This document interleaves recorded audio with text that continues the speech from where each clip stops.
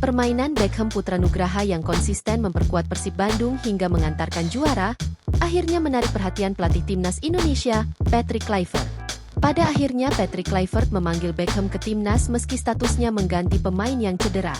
Dengan ini, Beckham Putra menjadi satu-satunya pemain Persib Bandung yang mendapat panggilan untuk memperkuat timnas Indonesia pada babak kualifikasi Piala Dunia Zona Asia.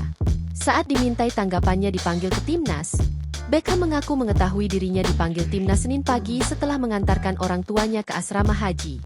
Pagi pas Beckham mau antar papa sama mamah mau berangkat haji. Pas pulang dari asrama haji, ada telepon dari timnas, ujar Beckham saat dihubungi melalui sambungan teleponnya. Senin, 26 Mei 2025, petang lalu. Beckham mengaku saat mendengar kabar tersebut merasa sangat senang karena memperkuat timnas merupakan cita-citanya. Saya disuruh siap-siap, disuruh packing segala macem, untuk berangkat ke Bali. Beckham juga kaget. Ah masa sih? Bener? Ini lagi di Bandara Halim, berangkat jam 6, terbang ke Bali, ujar Beckham. Beckham mengatakan, pastinya kaget mendapat panggilan timnas karena pikirannya sudah mau berlibur.